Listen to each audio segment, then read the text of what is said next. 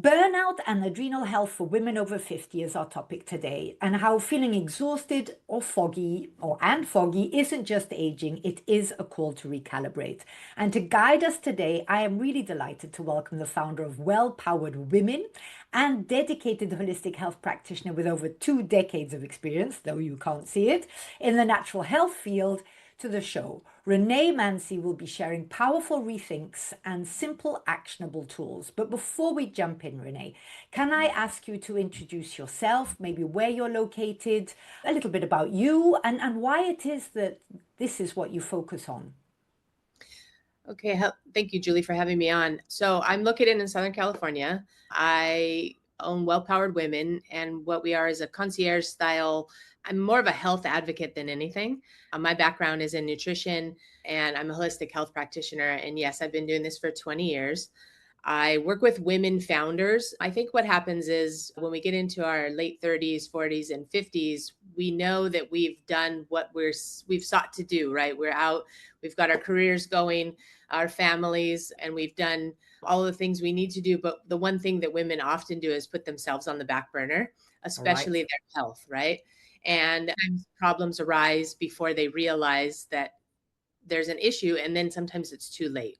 And Right. so what I do is I seek to give actionable items for them to help with adrenal health, hormones, weight loss, any type of health issue that they might have, and I see some things that they might miss, different things to help them get healthy, but in an easy way where they'll think about themselves and they can still focus on their careers and their families and all the other things that they need to focus on. Right. Because without that health, we can't do our careers or our families or our friends or whatsoever to the best of our ability. I like that. And I like the fact that we talk about this and we talk about the fact that women do often or almost always put ourselves on the back burner. And we don't have to. It doesn't mean we're being selfish or that we're self-centered or whatsoever. It's just what we wish on anybody else, right? What we would say to our friends and our daughters, etc. And I also very much like what you said about almost the preventive side of it, because Right. by the time we have reached full-flown burnout, it's a much longer journey to first get the balance back to even be able to tackle the issues. Whereas if we know what's needed to keep that healthy balance, we don't get to that point where we're actually there before. And I think too often women spend their lives so busy focusing on the other that they don't focus on themselves, right? Right. And we spend so much time putting ourselves out there for everyone else. We maybe don't look at the small things, and they can be really small things that maybe you just Yeah. don't notice. And Yeah. then what I do is kind of focus on, did you think about this? Did you think about that? And then it kind of is like an aha moment, and they open their eyes and they think, wow, I didn't even realize that. And then it's something that they can shift really easy and still focus on those other things and not have to worry, Right. because the thing women won't do, especially in their late 40s and 50s, is they won't stop, right? Yes. Won't Yes. stop to do the things that we need to do. So we just put that away. And you don't Yeah. want to do that because sometimes the issues become bigger. Often they become way bigger. And then you don't want to lose your career over it or lose Right. self over it. So it's easier to get it before that happens. So that's what I focus on. And for lots of women, I would say I always sort of went from the principle that, oh, your 50s, often the children have left home, so there's less direct hands-on. But I realized also recently, sometimes it's actually the busiest time because the kids maybe don't need their noses wiped, but bigger children, bigger problems. And Yeah. also, often you have aging relatives or parents who also need your help. And you still feel, yeah, hey, I'm still in my career. I'm not at home knitting booties or whatever. I also want to thrive. And so then you arrive at that point where you're just giving, giving, giving until you can't give anymore because you just literally collapse or your body says you haven't been listening all these years. But it is true what you say about how much we do and how much we feel like we want to do. And I also feel that for lots of us over 50, it's also become our identity, right? That person who does all these things for everyone, and that we don't even know really how to stop. Or that it's Right. quite confronting that we're a bit like, okay, well, who am I then if I'm not the mother or the Right. carer or the whatsoever, even if we have a career, because we often have both of those. So thank you for all of that. Now we're talking about burnout and we're talking about adrenal fatigue. So maybe we start. I like the fact that my show is very, low threshold. What is adrenal? So your adrenals, basically, I can go back to the Very, very simple of what the adrenals do. So they're two little glands that sit above your kidneys in your back. And what they do is they shunt out your master hormones. And so your endocrine system is all interconnected. So you start with your pituitary gland, you have your thyroid, your ovaries for women, testes for men, and then your adrenal glands.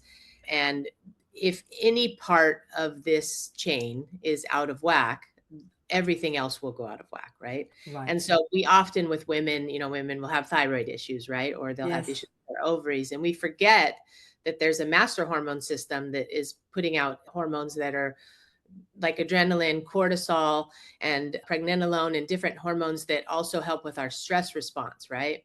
So the way that I like to explain it very simply is that if you were to think about the analogy of the saber-toothed tiger.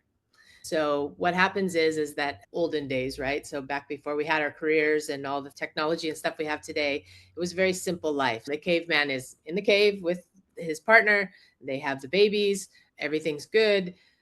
He goes out to hunt, right? And leaves the wife behind in the cave. So he's out hunting and realizes that he's not going to need his sex hormones, right? So his body shuts those down. So that goes down, right? The sex hormones lower. He's out and he's heightened, right? He's a heightened Oh, yeah. response, out hunting, whatever. And he looks behind him and he sees the saber-tooth tiger is chasing him. So he starts running. And what happens when you get nervous and you run?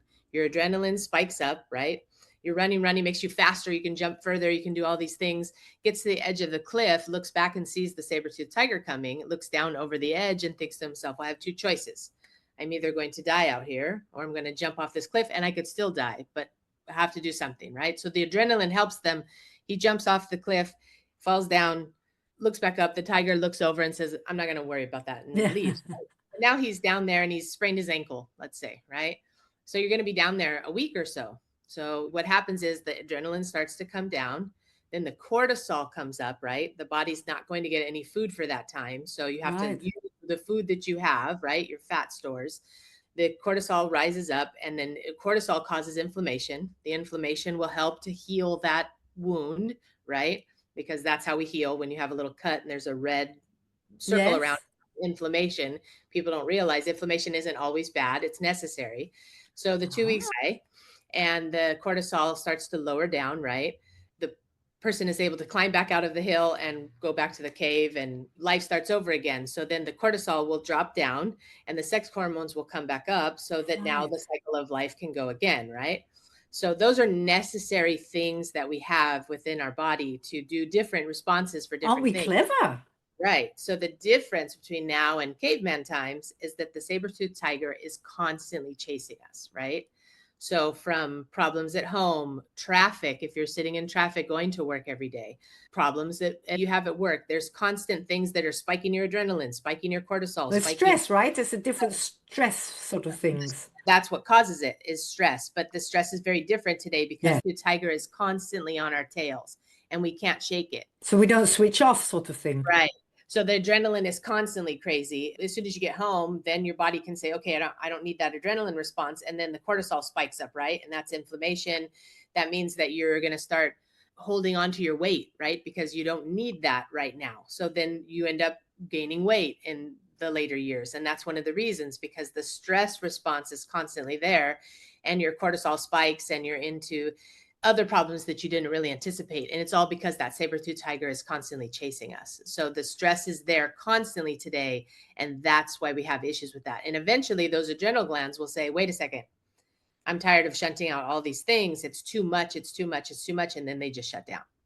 And They then what shut that's down. called is adrenal fatigue.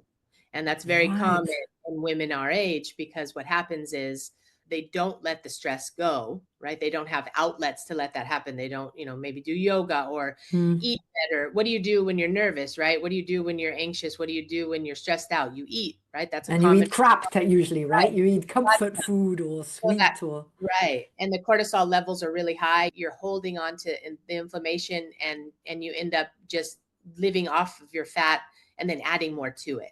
And you don't realize it because you're just trying to soothe the stress. yeah. So it's always the easiest way to explain it. It's a very simple process. It's just that we constantly are putting that stress and we don't know how to stop it. And then it's too late and it just goes over and over and over. And that saber-tooth tiger Just in. keeps on. But Right. there is something we can do about it then. Absolutely. Absolutely. And there's many different things you can do. Exercise is a great thing, right? We don't always have the time for it, but it doesn't take much. It's especially for women.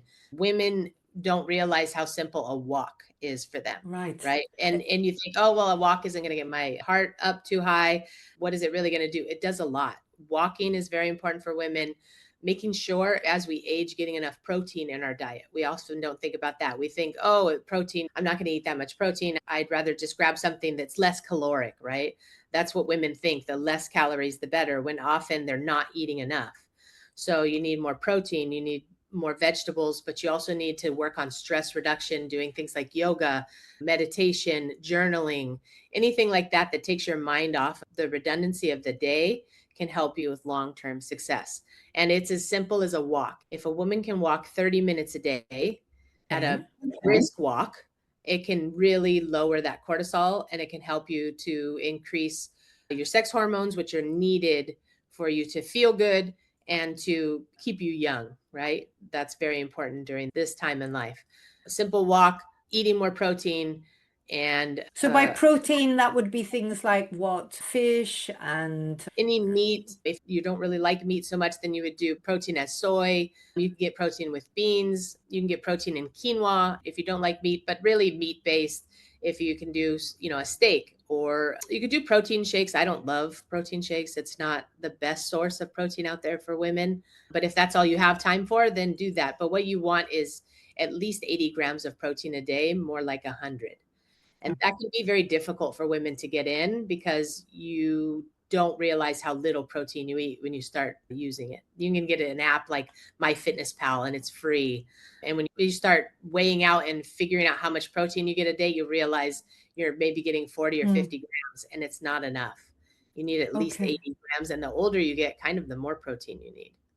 Okay, well, these are very good points. And I think a lot of us, we just sort of assume that, well, the fatigue is just part of it. You're getting older or that you're burnt out because suddenly you can't cope with it all anymore, and that it's just a natural sort of decline, let's say. But so there are tools, and that does all start with awareness. So what would you say were the signs of it for women who are thinking, oh, maybe I have adrenal fatigue? How would they know? So, generally speaking, you'll be extremely tired. That's like the one constant. It takes a lot for your body to actually get to fatigue, but there's lots of signs before that. You're tired, you notice that you're more stressed than you used to be. Like, Mm. let's say your partner seems to be making you annoyed more often, right, than normal. Sometimes we think that's just aging, right? The Yeah, change. or hormone Yeah, changes or right. whatsoever, And right? that is part of it, but that, like I said, all of that adrenal system is interconnected. So if you're heading towards adrenal fatigue, you're going to have issues with your hormone system faster than you would Right. have if you have everything more in a balance. So if you're starting to get more irritated to your children or to your partner, and you notice that you're tired a lot, and it's not just normal tired, you don't just get home and you want to, but you literally on the weekends you just want Yeah, to lay around, right? I can You relate to that. then you know that you're probably doing a little bit too much to your adrenals and you should like figure out some way to calm down. And the easiest way, the best way is to work out, to Okay. go for that walk, to go on a bike ride, something like that. The reason that helps, I don't think anybody's ever gone to the gym. Many times before you go to the gym, you'll say, I don't want to go to the gym, right? I don't want to go for that walk. I don't want to do that. But when you finish, you never say to yourself, oh, I wish I didn't do that, Yeah, no, right? that's That's very why. true. Yeah. So those are the things that you can do very, very simply to just change that. And it sounds as if you're saying an enjoyable form of exercise. It's not that we have to be, lifting 30 kilos in the gym or running half marathons. I mean, if that's our Right. thing, I guess why not? But it's moving the body. Do we need to break into a sweat to generate as exercise, or is it just moving? That's always good, but it's moving. Like you Mm. could dance in front of the mirror if that's what's fun Mm. to you. And it doesn't really matter what you're doing. That's why I always say for women just to go for a walk because that does two things. One, it helps to get your body moving, right?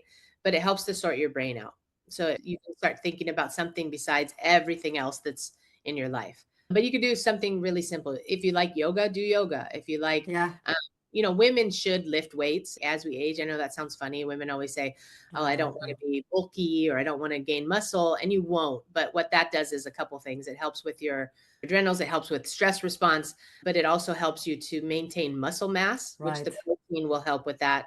But it also helps you maintain bone density, which is Oh, also an important yes. thing for women. Osteoporosis, that's with bone density, right? Yes. So bone density, what happens is you have your bones are constantly building up and breaking down throughout your life. And as we age, sometimes if we don't get the right diet in and we're not exercising enough and we're not putting enough strain on our muscles, and we can lose bone mass. And one Okay. of the major reasons why women do that is because we stop lifting things. So, and Oh, it's simple as lifting your gallons of milk or lifting yeah. your purse or lifting, something. We stop doing that, and you need to because it does help with bone density. Right. And we all want to stand up straight as long as we can, right? And not have all back issues, which often comes with the later stages of life. Yeah, and that, and also breaking bones, right? Yeah. So you hear somebody is, in their 70s and 80s and they break their hip. Yeah. That often leads to death, and the reason that is because their body is breaking down. They don't have enough of that structure to hold them together, and it's because they stop lifting anything, right? They sit around Right. and Yeah. carry. And it's simple. These are easy things that you just lift, whatever. Lift your Yeah. grandchild. And you can put them into your day, right? It's not that you Yes. have to carve out extra time in your already busy schedule. You can just put it in. Okay, and we're going to go on to the tips there, but I do want to read out. You gave some great sort of taglines in your notes. And I think they are things for us to sort of hold on to because I thought they were pretty impactful. They made me think. So one was that burnout isn't your fault. It's your biology asking for a reset. So, when we stop sort of feeling that it's a blame, but it's a sign, to listen to. You Mhm. talked about our nervous system holding the keys to reclaiming energy, so not just being the enemy. I love this on midlife isn't a decline, it's a design phase. We do need to rethink, right? We do need to rethink what we've been doing so far. And I think that's something that a lot of us do find frustrating. By the age of 50, you think you've more or less worked yourself out, what you should eat and not eat to be healthy, and the amount of sports, etc. And suddenly, it doesn't seem to be working anymore. So instead of thinking, oh, well, there we are, I'm broken, it's the end, etc., we just need to redesign and think again about, well, what do I adapt? But to accept it almost with grace instead of like fighting against it, like saying it's not working anymore. Do you agree with that? Absolutely. I think that too often we spend our lives believing that what's working in our 20s is going to work in our 50s Yeah. and beyond. And it doesn't, because all of No. those systems are changing all the time. And Yeah. I think that society kind of tells us that, well, you're older, so you're not necessary anymore. But what we Hmm. forget about is that we are the ones with the wisdom, right? We've lived We through are.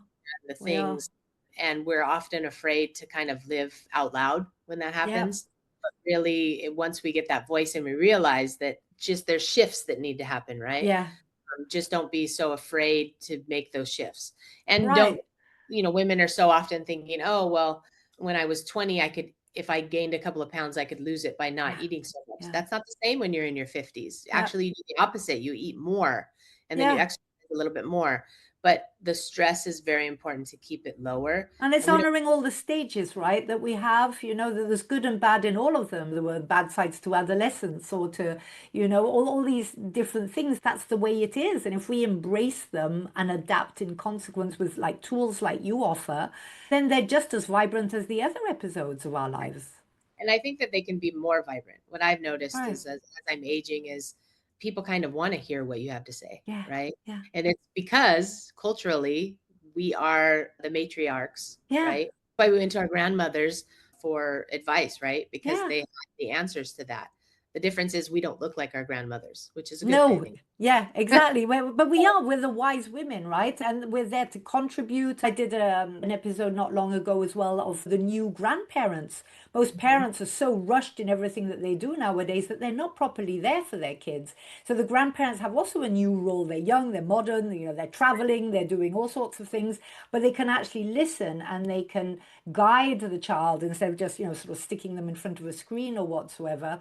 So that there is a big role. And I think, like in most of the world, well, certainly here in Europe where I am, we are the biggest group of population, and Right. there's not going to be enough people to cover pension. So, we're being asked more and more to work. And I use this example the whole time. I mean, I'm going to be 58 in a month. My grandmother is 98 and she's still alive, right? So that's another 41 years. I'm not going to think my life is over now because I might well live another 40 years. So there's a lot for me to contribute and give. I would love to move on to your 3 tips. I mean, you've already shared tips about exercise, yeah, about protein, about calming the nervous system, yoga. You mentioned meditation, I think, as well. What were the 3 tips that you had for us that we can implement right now? So I think the most important thing is to take a breather, right? Right. It's okay to stop for a minute and recalibrate and think of ways for just for yourself. Take some Right. time for yourself. Stop looking out for everyone else and just say, okay, now it's my time and I'm going to take some time for me. Yeah. I think that's a very important thing. I think another thing that you can do is make sure that you're enjoying life and going and not, you don't need to stop. You need to just recalibrate and move forward, right? Right. And also, like I said, we really need to be cognizant of exercising daily and eating enough protein as we age. And I think that's very, very important. Can I interrupt you for one thing that I started in January doing intermittent fasting? So not actually eating before 12, but one of the things that you shared with me beforehand was eat within an hour of waking. That's an important thing. You want to, that's one thing that women do. Intermittent fasting is different, right? So if that works for you, then it's a good thing. And what it is basically is that we eat too often.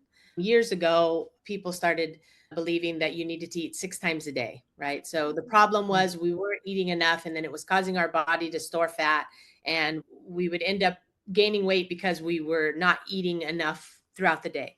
That's not really true. They're So like fads, aren't they? I mean, every few years we come up with something else we're right. supposed to do. And we realize that's just not good advice. And the reason it's not is because your body has 2 types of enzymes in it. So we have our digestive enzymes that when we eat our food, our pancreas makes enzymes to digest protein, to digest carbs, to digest dairy, different things to kind of help us digest. Those are enzymes that we need to digest our food. And then we have another type of enzyme system that are the same enzymes, but they go to work when you're not eating. And what they do is they break out into the system. It's called proteolytic enzymes. And what they do is they break out into your system through your bloodstream and they find different matter and they clean it up. Right. So the longer Oh, you go not eating, that's why overnight you're recalibrating and renewing your body, is because all of those enzymes are going to work within your body. So when you intermittent fast, right, those are working overtime to clean up all the mess that you've made throughout the day and you end up being healthier for it. The reason that I say to eat 1 hour after waking and to kind of adjust the way that you do that intermittent fasting is because we'll go too long without eating. And then what happens is our cortisol levels will go higher and higher and higher, and then you'll end up storing fat. So the intermittent ah, fasting is good. You can definitely do that, but you want to make sure that you're eating within about an hour of when you wake up, right? And so adjust that fasting time, that fasting window. And I think one of the biggest things that women do that make that mistake is they get up and they go right away and they have a coffee. right. And the reason that that doesn't work so well for them as we age is because the caffeine will add to the cortisol, right? So Yeah, yeah, it'll yeah. make you create more, and then you don't want that. So if you eat within an hour of waking and then have your coffee, right after that, then your body kind of won't shunt out that extra hormone, right? You're so So knowledgeable. I realize that if I'm busy working, it could be 1 o'clock, 2 o'clock. We're talking about 14, 16 hours. And then I do get tired. well, I think for women with intermittent fasting, you probably don't want to go much over 14 hours. Yeah, yeah, Once you get to 16 hours, then you've kind of pushed it a little bit too yeah. far. And that's why you're feeling tired. You also said to protect the first and last 30 minutes of your day. Yeah, so you want that as wind down time, right? So a lot of Right, times we'll put the TV on, we'll sit in front of our computer or we have our phones right in our faces. There are features on your phone that you can shut off the blue light, and you want to make sure that you do right, that because that blue light from the TV, from your phones, from those electronics, it doesn't settle your brain. And even right. if you fall asleep, your brain is still working. And you don't want that. You want to rest while you're sleeping. So try and put those down for those 30 minutes. Journal, read Yeah. something with a low light on. I know it's difficult because we do tend to overthink and we spend our life thinking about everything else, but find ways at night to shut your brain down, right? And do things that are enjoyable. Color. I know it seems weird. Oh, yeah. That's what children do, right? They Yeah. color. They make adult coloring books. Yeah. Like buy I got some, one actually. One of my children gave me one for Christmas. do those things like that. You can just shut your brain down and then you'll notice, oh, I'm more tired than I thought I was. Because a lot of times Yeah. women will stay up far too late and Yeah. we're up at 1, 2 in the morning and then we don't realize we are really exhausted. They are. We Yeah. don't, because that's our time, right? So Yeah. we've put everyone to bed and everything, and then it's our quiet time, right? We can sit in front of the TV and kind of waste away. You don't want that. Yeah. You want to be able to get the sleep because the sleep renews you. And another one you said, which I thought was incredibly simple, but yet very wise, was check in with your energy, not just your calendar. That's right. So a lot of times we put everything on our calendars and we get used to doing that, We and we do. don't, we'll do more than we need to do, right? So we worked all day on a Wednesday and then we have a dinner with friends and everything. We do it because we miss them and we want to see them and that's important, but sometimes we're exhausted. Yeah. So And we need to just know to say no. Mhm. And if we want to continue living vibrant for, that amount of time, there are certain things we are going to need to put into effect. Because I think that's what it's about. There's a lot of talk about longevity right now. And it's not so much about pushing the boundaries of how many years we live, but it's that those years are wonderful, right? Vibrant, where we're healthy, where we can do what we want to do. I don't want to live to 98 if I'm stuck in a chair, barely conscious. It's about putting the quality into those years. And there is so much we can do. Thank you for this, Renee. I wanted to ask you as well. So, how do you work? You've given us amazing tips that we can all put into action immediately. However, you coach this on one, in groups, online.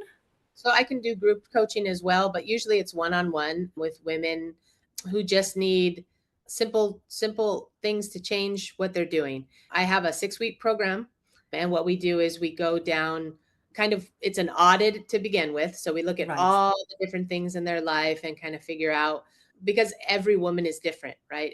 We're Yes. never the same. So we need to know exactly what your issues are. For what might be for one woman isn't going to be for another. We look at that and then we create steps throughout that. And usually they go to their doctors and they'll bring some blood work so that we can see that all of that is in good Oh, order, good. right? Because in case there's something going on, you want to make sure Yeah. that you're addressing that, right? Medically, right? And then look at that and kind of go along the line. And then we create actionable steps, just things that they can do that are simple, because we know they're not going to stop their lives. And that's okay. I don't want to stop my life. I know you don't want to stop your life. So we just find ways to kind of put little things in life to kind of make small changes, and those changes extrapolate out to big things. So that's what Right, you'll it do. makes so much sense because the thing is, it's not so much that we don't have the information. I mean, there is online so Right. much information, but it might not be, or very likely will not be, the right one for us. And so the only way we can get to that perfectly tailor-made to us, our issues or our lifestyle or what it is that we want to improve, is through one-on-one. I am a big believer in that, and a big believer in it's investing in ourselves, right? But it's also investing in the people that we love around us, because then we're in a state to be able to be there for everyone around us.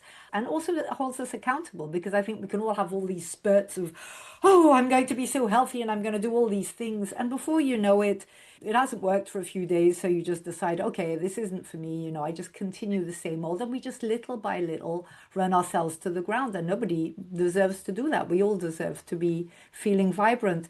So I will make sure everything is in the notes. And you do it online, right? You said?